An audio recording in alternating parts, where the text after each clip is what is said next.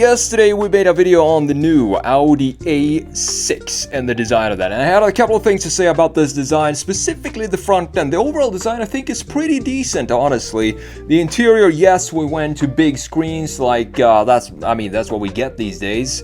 But the front end looks a little too tense and too stressed out for me. It's too much complexities and some graphics are too big. So what I'm going to do in this video, I'm going to make one of these redesigns that I used to make on the Sketchmonkey channel. I think I might move over redesigns of new cars to this channel because I feel it's more suited for this channel. I don't know. We're gonna see how this video does. If you like this type of videos, I make more of them. If not, I'm not gonna make more of them. Simple as that. So before we jump into the actual redesign, let me show you here what exactly it is I want to change. As I said, it's the front end that I have some problems with. The side view looks great. The wheels are fantastic. This muscle right here over the rear axle, beautifully done by the design team of Audi, looking nice. And we also have the rear end where you have this sort of a light bar that is separated from the rest of the graphics of the taillights. That's something I don't think I've ever seen before, and I think it looks very cool. But then we come to the front end. By the way, the wheels look great as well in this case.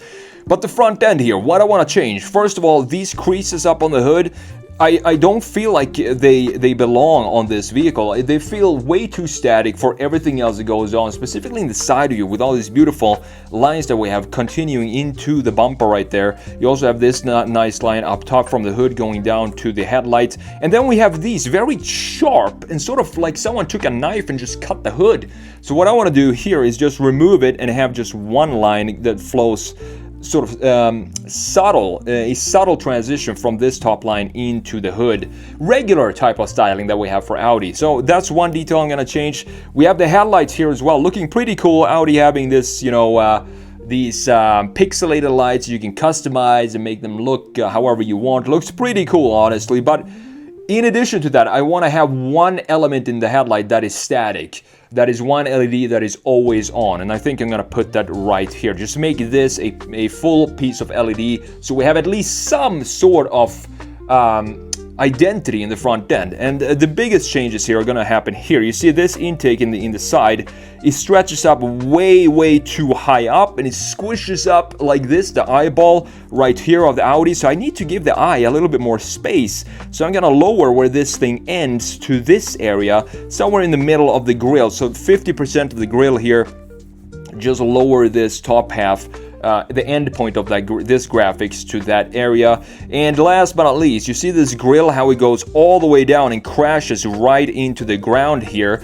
I want to have more of a baseline for the key graphics in the front end, meaning that I'm gonna lift up the grille and have the grille end right about here, and then have this be body colored at the lower section, and then also add some sort of lip spoiler in the lower section. It's not going to be very complex changes for this design. I'm going to show you exactly the process here. So let's jump into the redesign and let's actually see how this turned out as we go along here. So while we redesign this A6, let's talk about some of the spec and tech that we're probably going to see here in the States, and then you have a couple of different engine options for Europe. But the big V6 is probably the one that's going to come here. We're probably also not going to get the wagon. I don't understand why. Just bring over more wagons here. I'm sure they're going to sell specifically a good looking wagon like this. The rear end of this A6 Avant looks great. One of the best looking wagons right now for 2026.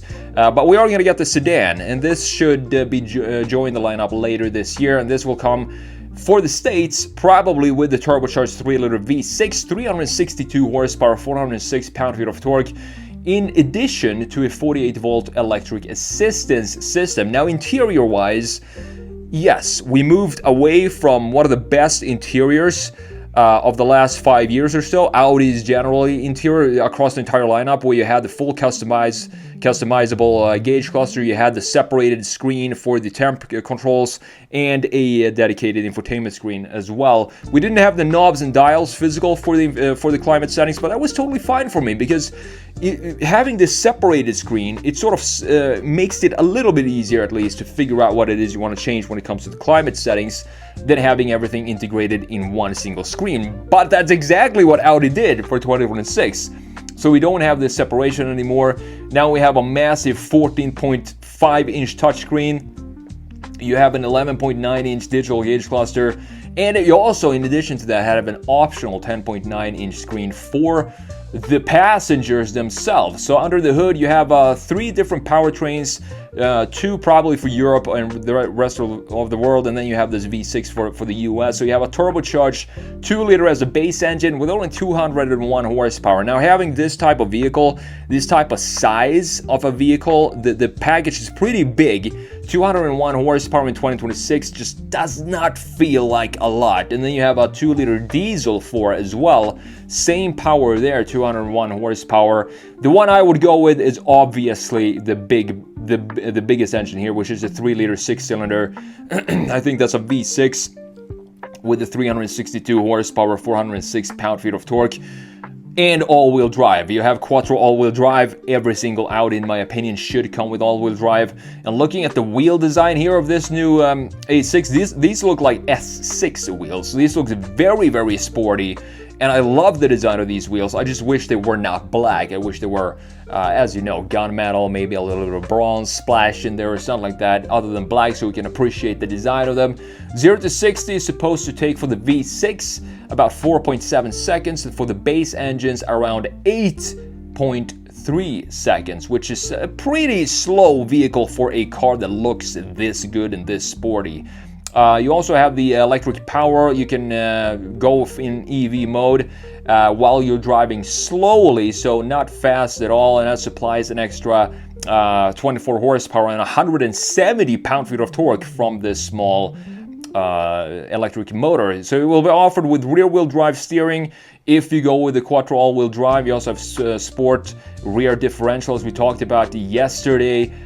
Pricing is supposed to start for the, I do think that's the base, it's $61,000 for a 201 horsepower inline 4 A6 Avant. Sounds like a pretty steep price for a pretty slow car. I'm not sure what the V6 price is gonna land. So looking at this redesign here and what we're doing, as I said, I just wanted to have more harmony in the front end.